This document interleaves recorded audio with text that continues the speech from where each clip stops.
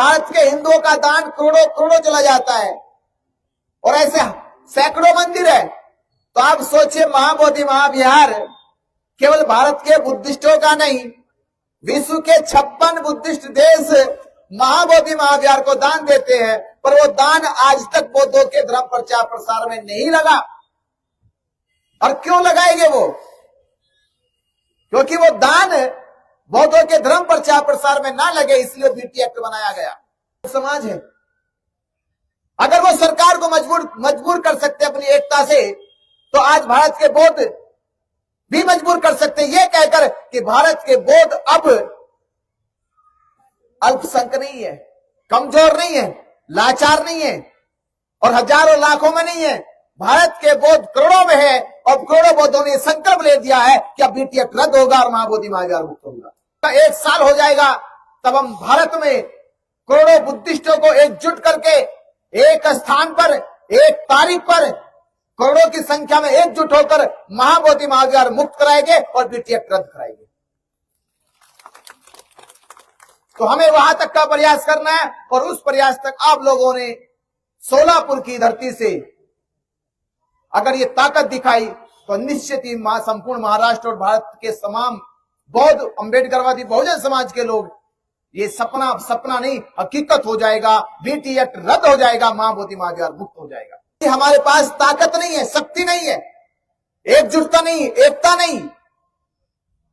और जब तक भारत के बौद्धों में एकता नहीं होगी, भारत के बौद्ध एकजुट होकर अपनी शक्ति नहीं दिखाएंगे, अपनी ताकत नहीं दिखाएंगे, तो 134 साल भी कम है, ये 1000 साल भी संघर्ष चल सकता है। अगर तब तक जीवित रह सकते हो, अगर इतनी आयु है, उतनी लंबे समय तक आंदोलन कर सकते हो, तो करो धीरे धीरे ऐसे ही चलो कछुए की चाल।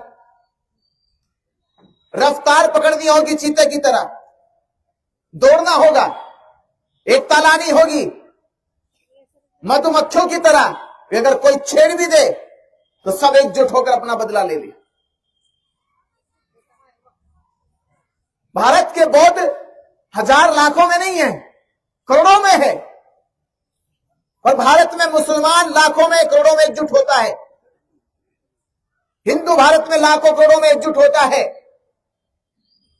ईसाई एकजुट होते हैं, सिख एकजुट होते हैं। भारत में जैन थोड़ी सी संख्या में। पिछले 3 साल पहले एक आंदोलन चला था सम्मेद शिखर का। सम्मेद शिखर आंदोलन के लिए भारत का हर एक जैन मुनि, जिन्होंने वस्तु तक त्याग दे, वो सड़कों पे आ गए थे अपनी विरासत, अपनी संस्कृति को बचाने के लिए। देश भर के जैनियों ने अपने जैन मुनियों का समर्थन, सहयोग, साथ दिया। देश में एक ऐसी क्रांति पैदा होगी कि दिखने लगा कि जैनियों की संख्या है, जो नामात्र दिखते थे वो लाखों में दिखने लगे। आप तो उनसे कई गुना ज्यादा हो, आप तो करोड़ों में हैं। तो भारत में महाबोधि महाविहार मुक्ति के लिए भारत के बौद्ध करोड़ों में क्यों नहीं दिखाई देते? और जब तक आप शक्ति नहीं दिखाओगे, ताकत नहीं दिखाओगे, क्यों आपकी बात सरकार सुनेगी? क्यों बात आपकी सुप्रीम कोर्ट मानेगा?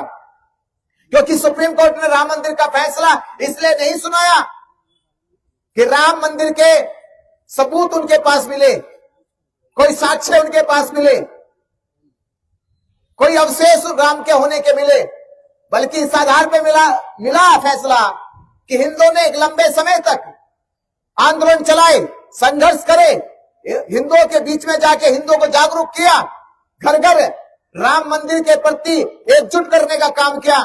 जब ये आवाज सुप्रीम कोर्ट तक पहुंच गई तो सुप्रीम कोर्ट को कहना पड़ा कि भले ही राम मंदिर के होने के सबूत ना मिले हो, कोई अवशेष ना मिले हो, कोई साक्ष्य ना मिले हो, उसके बावजूद भी राम मंदिर का फैसला हिंदुओं के पक्ष में इसलिए सुनाया जाता है कि यह हिंदुओं की आस्था और भावनाओं से जुड़ा हुआ मामला है। भारत के हिंदुओं ने एकजुट होकर दिखाया, यानी ऐसा फैसला जहां सबूत नहीं, साक्ष्य नहीं, अवशेष नहीं, पर क्या थी? ताकत थी उनकी शक्ति थी, उनकी एकता थी। उनकी एकता और शक्ति, ताकत की बदौलत सुप्रीम कोर्ट को मानना पड़ा कि राम मंदिर का फैसला हिंदुओं के पक्ष में सुनाया जाए। आपके पास तो सबूत भी है, साक्ष्य भी है। अवशेष तो छोड़िए, पूरा विशेष है ना बुद्ध विहार को। अवशेष तो टुकड़े होते, टुकड़े नहीं है। पूरे विश्व के लिए विश्व धरोहर है। तो सब कुछ होने के बावजूद भी हमें मांगना पड़ रहा है, और हमारी बात ना सरकार सुन रही है, ना सुप्रीम कोर्ट सुन रहा है। और आज से नहीं, 134 साल हो गए, कानून को बने 76 साल हो गए। इन 76 सालों में महाबोधि महाविहार ने, अगर बौद्धों के पास होता महाबोधि महाविहार, तो भारत को आज बौद्धों की स्थिति बदल देता। आज भारत के पास जो बौद्धों की हालत है, बौद्धों की जो स्थिति है आज, अगर महाबोधि महाविहार मुक्त होता और बौद्धों के पास होता, तो विश्व का सबसे बड़ा बौद्ध भिक्षुओं का प्रशिक्षण केंद्र बना लेते। पर आज नहीं बना पाए। क्या भारत में बौद्ध भिक्षुओं के प्रशिक्षण केंद्र बना? क्या भारत में बौद्धों ने बौद्ध भिक्षुओं के लिए, जहां बीटीएमसी बौद्ध गया उसकी कमेटी जो महाबोधि महाविहार का नियंत्रण करती है, हम जब राम मंदिर और तिरुपति बालाजी और शिरडी साईं मंदिर की बात करते हैं, तो सुनने में आता है कि उसमें सालाना करोड़ों करोड़ों का दान आता है, सालाना। और उसमें दान देने वाले कौन है? भारतीय लोग, भारतीय हिंदू है। केवल भारत के हिंदुओं का दान करोड़ों करोड़ों चला जाता है, और ऐसे सैकड़ों मंदिर है। तो आप सोचिए, महाबोधि महाविहार केवल भारत के बुद्धिस्टों का नहीं, विश्व के 56 बुद्धिस्ट देश महाबोधि महाविहार को दान देते हैं, पर वो दान आज तक बौद्धों के धर्म प्रचार प्रसार में नहीं लगा। और क्यों लगाएंगे वो? क्योंकि वो दान बौद्धों के धर्म प्रचार प्रसार में ना लगे, इसलिए बीटी एक्ट बनाया गया। बौद्धों की भारत में संस्थाएं ना खुल जाए, इसलिए बीटी एक्ट बनाया गया। दुनिया का सबसे बड़ा बौद्ध भिक्षु प्रशिक्षण केंद्र ना बन जाए, इसलिए बीटी एक्ट बनाया गया। बौद्ध भिक्षुओं के लिए भिक्षु निवास ना बन जाए, इसलिए बीटी एक्ट बनाया गया। बौद्ध भिक्षुओं के लिए भोजन की व्यवस्था ना हो, इसलिए बीटी एक्ट बनाया गया। बौद्ध भिक्षुओं के लिए चिकित्सा की सुविधा ना की जाए, इसलिए बीटी एक्ट बनाया गया। भारत में बौद्ध धर्म बैलगाड़ी की रफ्तार से चले, इसलिए बीटी एक्ट बनाया गया। इतनी सारी हानियां बौद्ध धर्म के प्रचार प्रसार में, बौद्ध धर्म की गति प्रगति के विस्तार में हुई, उसका कारण है कि महाबोधि महाविहार पर 6 जुलाई 1949 को बीटी एक्ट बनाया गया। और सरकार ने यह कानून बनाकर पंडे पुरोहितों को उस पर कब्जा दिलवाया। हम एक बात कहते हैं कि पंडे पुरोहितों का कब्जा है, कब्जा उनका नहीं है, सरकार ने कब्जा दिलवाया है। कब्जा का तो था जबरदस्ती कब्जा करना, पंडे पुरोहितों ने जबरदस्ती कब्जा नहीं करा, सरकार ने कानून बनाकर पंडे पुरोहितों पर कब्जा दिलवाया, यानी सरकारी कब्जा दिलवाया गया। और कानून कब हटेगा? उस समय की परिस्थितियां कुछ और थी। 1949 में भारत में बौद्ध समाज नहीं था, पर पंडे पुरोहित थे। तो पंडे पुरोहितों की एकता ताकत ने सरकार को मजबूर किया, बीटी एक्ट बनवाया अपने पक्ष में, क्योंकि उस समय विरोध करने के लिए भारत के बौद्ध समाज नहीं था।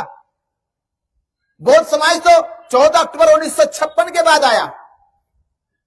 बौद्ध समाज तो बाबा साहब डॉक्टर अंबेडकर जी की दीक्षा के बाद आया, पर कानून बना 1949 में, तो उस समय उनका विरोध नहीं कर पाए, और पंडे पुरोहितों ने देश के एकजुट होकर सरकार को मजबूर करके बीटी एक्ट बना लिया। इसका अर्थ है कि परिस्थितियां कुछ और होगी, पर आज तो बौद्ध समाज है। अगर वो सरकार को मजबूर कर सकते अपनी एकता से, तो आज भारत के बौद्ध भी मजबूर कर सकते ये कहकर कि भारत के बौद्ध अब अल्पसंख्यक नहीं है, कमजोर नहीं है, लाचार नहीं है, और हजारों लाखों में नहीं है। भारत के बौद्ध करोड़ों में है, और करोड़ों बौद्धों ने संकल्प ले दिया है कि अब बीटी एक्ट रद्द होगा और महाबोधि महाविहार मुक्त होगा। ये संकल्प लेना होगा आपको, और ये संकल्प नहीं ले पाए तो केवल ये सपने देखते रहो। या तो संकल्प ले लो, या सपने, क्या दो ही तो करोगे काम? या तो संकल्प लो, या फिर सपने देखो कि महाबोधि महाविहार मुक्त होगा। सपने देखने से नहीं होगा। क्या करने से होगा? बोलो क्या होगा? सबको बोलना पड़ो। सपने देखोगे, संकल्प लोगे?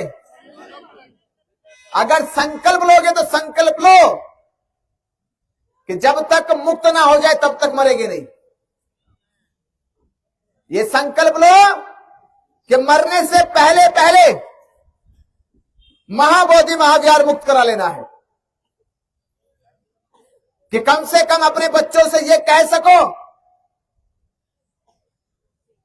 कि जब हमें मौका मिला था महाबोधि महाविहार की मुक्ति का, और वो मौका जिसका सपना केवल भारत के बौद्ध नहीं विश्व के बौद्ध देखते हैं, यानी अरबों बुद्धिस्टों का सपना जुड़ा है महाबोधि महाविहार की मुक्ति।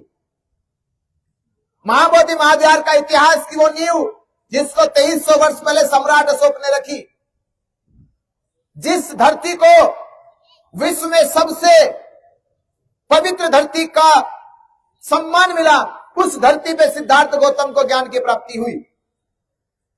आप उतने महान कार्य के लिए चुने गए, तो आप कहो खुद से कि आपका जीवन धन्य है कि भले आपको बुद्ध को देखने का मौका ना मिला हो, भले आपने बुद्ध के उपदेशों को ना सुना हो, भले आप बुद्ध के साथ ना चल पाए हो, पर फिर भी कहो कि मेरा जीवन धन्य है कि मुझे कम से कम महाबोधि महाविहार मुक्ति का आंदोलन मिला है, जिस धरती पर सिद्धार्थ गौतम को ज्ञान प्राप्त हुआ। अपने जीवन को धन्य मानो। और एक बौद्ध उपासक और बौद्ध भिक्षु के जीवन में इससे बड़ा उद्देश्य और हो भी क्या सकता है? क्या उद्देश्य पूरा करोगे इससे बड़ा? अगर कोई महाबोधि महाविहार से बड़ा उद्देश्य बौद्ध भिक्षु और बौद्ध उपासकों के बीच में हो तो बताओ मुझे, इससे बड़ा कोई उद्देश्य होगा? अब सोचो, इतिहास को जहां भारत की पहचान ही बुद्ध से हो, जहां भारत का इतिहास ही लिखा जाता बुद्ध से हो, जब भारत की संस्कृति विरासतों की बात ही बुद्ध से हो, और जब भारत की पहचान राष्ट्रीय ध्वज में जो अशोक चक्र बुद्ध से हो, जब भारत की मुद्रा पे अशोक लाट हो, जब भारत का सर्वसम्मान भारत रत्न पीपल के पत्ते की आकृति पे हो, इतनी बड़ी पहचान बौद्धों की, और बौद्ध भारत में मांग रहे महाबोधि महाविहार। इसका यही कारण है। बस आपकी बात सुप्रीम कोर्ट भी सुनेगा, सरकार भी सुनेगी, पर आपको भारत में एकजुट होकर और जागरूक होकर दिखाना होगा। एकजुट तो लानी होगी। बाबा साहब अम्बेडकर जी अपने जमाने के अकेले, और बाबा साहब अम्बेडकर जी के संघर्षों में कहा जाता है कि लूटी संस्कृति हमारी दासहीन बनाया था, कि लूटी संस्कृति हमारी दासहीन बनाया था, बहू बेटी और बच्चों को घर के बाहर जलाया था, आंखों से टपके आंसू कोई फरियाद सुनना पाया था, होता रहा शोषण हमारा, कोई अल्लाह ईश्वर देवी देवता भगवान न आया था, और लिया जन्म भीम ने जगत में पढ़ लिख कर उठा ज्ञान पाया था, और तोड़ मनवादी जंजीरों को इस देश के शोषित पीड़ित समाज को आजाद कराया था। बाबा साहब अम्बेडकर जी ने अपना संघर्ष पूरा किया, और बाबा साहब ने जिक्र करा लूठी संस्कृति इसलिए गुलाम बने आप। आपकी संस्कृति को, विरासत को, आपकी शिक्षा को लूटा गया है, इसलिए ये समाज गुलाम है। तो वो आदिकाल कैसे लुटे, वो इतिहास हम पढ़ते हैं कि भिक्षुओं के कत्लेआम हुए, बौद्ध धर्म के शास्त्रों को जला दिया गया, बौद्ध विरासतों को कब्जा लिया गया या दफना दिया गया, बौद्ध धर्म धीरे धीरे भारत में से पतन हो गया, खत्म हो गया। ये अतीत की बातें हैं, पर आज तो जिंदा है हम, आज तो जिंदा है आप। ये आप ही के सामने का इतिहास है कि आपके सामने आपका महाबोधि महाविहार आपके हाथों में नहीं है। एक जमाना था जब आपके पास शिक्षा नहीं थी, साधन नहीं थे, संसाधन नहीं थे, तो हो सकता है कि आप अपनी लड़ाई को इस कारण हार गए कि आप कमजोर थे। आप अपनी लड़ाई को इसलिए हार गए कि आपके पास शिक्षा नहीं थी, साधन नहीं थे, संसाधन नहीं थे। और आज क्या कहोगे कि आज तो शिक्षा भी है, साधन भी है, संसाधन भी है, आज ये लड़ाई कैसे हारोगे?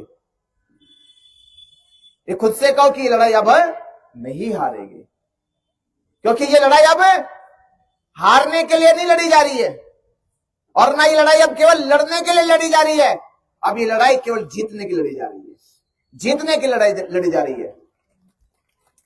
जीतने का संकल्प लेना होगा और ये संकल्प लेना होगा। जब 12 फरवरी 2025 में धरना शुरू हुआ तो 90 दिन धरना चला और बुद्ध पूर्णिमा के अगले दिन सरकार ने कई षड्यंत्र करे धरना खत्म करने के, आंदोलन खत्म करने के। जब उनको लगने लगा कि बिना चार्य बनते जब तक रहेंगे तब तक धरना हट नहीं सकता, आंदोलन खत्म हो नहीं सकता, तो 13 मई बुद्ध पूर्णिमा के अगले दिन महाबोधि महाविहार में बौद्ध उपासकों के साथ मारपीट की, जय हनुमान जय श्री राम के नारे लगाए कि दंगा हो। और जब उसका विरोध किया गया तो उन्होंने फर्जी मुकदमे लगाकर जेल भेजा। 68 दिन जेल काटी और जेल जाने के 2 दिन बाद वहां से प्रशासन ने धरना हटाया। दुख बहुत हुआ, पीड़ा बहुत हुई कि आंदोलन इतने वर्षों के बाद समाज ने अपनी आस्था, विश्वास, उम्मीद से इस आंदोलन को खड़ा करने का काम किया। 134 साल से जो समाज सपना देख रहा था, समाज जागरूक हो रहा था, एकजुट हो रहा था, प्रशासन के षड्यंत्र ने उसे कमजोर करने का, तोड़ने का काम किया। तो जब हम जेल से निकले 68 दिन के बाद, हमने कहा, उस पीड़ा को समझा, उस निराशा को जाना कि समाज निराश ना हो जाए, उदास ना हो जाए। ये फिर से नहीं कहे कि हमने पहली बार आंदोलन लड़ा तब हम कमजोर पड़े, दूसरी बार आंदोलन लड़ा तो फिर कमजोर पड़े, ये तीसरी बार का आंदोलन कमजोर ना हो जाए। इसलिए हमने निकलने के बाद कहा कि प्रशासन ने अपने ये षड्यंत्र करके धरना हटाया है और हम देश में से आंदोलन को हटने नहीं देंगे, खत्म होने नहीं देंगे। पूरे देश में आंदोलन मजबूती से चलेगा और अब ये संकल्प लेंगे कि जिस कमजोरी का फायदा सरकार ने, प्रशासन ने उठाया कि हम जागरूक नहीं थे, एकजुट नहीं थे, अब देश के हर एक जिले में जाकर, हर एक राज्य में जाकर सबसे पहला वही काम करेंगे कि आज भी बौद्धों को यह मालूम नहीं है कि बीटी एक्ट क्या है, आज भी मालूम नहीं कि महाबोधि महाविहार मुक्त क्यों होना चाहिए, आज भी मालूम नहीं कि बीटी एक्ट कानून के तहत बौद्धों के क्या अधिकार है, हिंदुओं के क्या अधिकार है और किस तरह से पंडे का कब्जा उस पर किया गया। ये मालूम नहीं कि बीटी एक्ट के होते हुए पंडे पुरोहित महाबोधि महाविहार में जाके पिंडदान करते, श्राद्ध करते हैं, कर्मकांड करते हैं, तमाम वो पाखंड करते जो पाखंडों का विरोध तथागत बुद्ध ने किया था। जिसका विरोध तथागत बुद्ध ने किया, जिस पाखंड का विरोध तथागत बुद्ध ने किया, वो सभी काम वो महाबोधि महाविहार में करते हैं। तो जब ये मालूम हुआ कि भारत के बौद्धों को मालूम नहीं है, तो 17 अगस्त 2025 में दीक्षा भूमि नागपुर से ये संकल्प लिया गया कि हे बाबा साहब अम्बेडकर, आपने इसी दीक्षा भूमि पर हमें दम देकर हमारा मान बढ़ाया था। ये बाबा साहब आपके बच्चे महाबोधि महाविहार मुक्त करके आपका सम्मान बढ़ाने का काम करेंगे। तो करोगे? कितने करोगे बताओ? सोलापुर के हो, कहीं बाहर के हो? असली वाले नकली वाले? लगनी ना मुझे नकली वाले, असली वाले हो। तो असली वाले बनते जी कहते कि सोलापुर में सबसे बड़ी जयंती निकलती है, ये सच बात है? तो निकालने वाले कोई और होंगे। आप लोग निकालते हो? अगर सोलापुर में बाबा साहब अम्बेडकर जी की जयंती ऐतिहासिक निकलती है तो एक इतिहास और लिखो कि पंडे पुरोहितों को महाबोधि महाविहार से बाहर निकाल के दिखाओ। उस दिन माने कि सोलापुर के लोग जयंती बड़ी निकालते हैं। निकालोगे? निकाल दोगे? तो मैं कह रहा हूं कि सोलापुर के लोग इस आयोजन के बाद एक बड़ा आयोजन करके दिखाओ। कर पाओगे? कर पाओगे बड़ा आयोजन? आवाज नहीं है, आवाज नहीं है, आवाज है। और आवाज है तो निकालो कि करके दिखाएंगे। तो बाबा साहब अम्बेडकर से कहो कि हे बाबा साहब अम्बेडकर, आपने हमें दम दिया, हमारा मान बढ़ाया, हम आपके बच्चे महाबोधि महाविहार मुक्त करके आपका सम्मान बढ़ाने का काम करेंगे। ये बाबा साहब अम्बेडकर से कहो। तो 17 अगस्त से यात्रा शुरू हुई, चैत्य भूमि पहुंची। चैत्य भूमि पहुंचकर बाबा साहब अम्बेडकर जी के अस्थियों को नमन वंदन किया। अभी यात्रा 24 तारीख को सौसर में जाके इसका समापन होगा। और उसके बाद हमने एक ही शपथ ली है कि आने वाली 12 फरवरी 2026 तक, ये 5-6 महीने, मराठों को आरक्षण केवल 4 दिन में नहीं मिला, उसके लिए 4 महीना तैयारी करनी पड़ी उन्हें। 4 महीने की तैयारी का परिणाम था 4 दिन का धरना। ताकत दिखाई। हमारे पास ये 5-6 महीने हैं, 12 फरवरी 2026 तक हम सबको मिलकर भारत के बौद्धों को जागरूक करना होगा, एकजुट करना होगा। ये संकल्प लेते हुए कि आने वाली 12 फरवरी 2026 तक जब इस आंदोलन का 1 साल हो जाएगा, तब हम भारत में करोड़ों बुद्धिस्टों को एकजुट करके एक स्थान पर, एक तारीख पर करोड़ों की संख्या में एकजुट होकर महाबोधि महाविहार मुक्त कराएंगे और बीटी एक्ट रद्द कराएंगे। तो हमें वहां तक का प्रयास करना है, और उस प्रयास तक आप लोगों ने सोलापुर की धरती से अगर ये ताकत दिखाई, तो निश्चित ही संपूर्ण महाराष्ट्र और भारत के तमाम बौद्ध अम्बेडकरवादी बहुजन समाज के लोग, ये सपना नहीं, हकीकत हो जाएगा। बीटी एक्ट रद्द हो जाएगा, महाबोधि महाविहार मुक्त हो जाएगा। तो आप लोग इस आंदोलन को मजबूती दे, ताकत दे, ये कह सके कि सोलापुर के लोग कि जब महाबोधि महाविहार मुक्त होगा और आपके बच्चे बड़े होकर पूछेंगे, या आपके बच्चों से पूछा जाए कोई कि किस परिवार से ताल्लुक रखते हो, तो कम से कम वो गर्व से कह सके कि मैं उस परिवार से ताल्लुक रखता हूं जिन्होंने महाबोधि महाविहार मुक्ति के आंदोलन में साथ दिया था। कम से कम वो आपके बच्चे आप पे गर्व करें। तो आप, मैं इतना ही कहूंगा, ये आंदोलन आपके इतिहास का, आपकी विरासत और आपकी अस्मिता का आंदोलन है। ये आंदोलन वो नहीं। एक चीज और कहता चलो, लड़ाई आपने घर घर की लड़ी, भाई भाई की लड़ी, परिवार की लड़ी, मोहल्ले की लड़ी, गांव की लड़ी, जाति की लड़ी, धर्म की लड़ी, ये कोई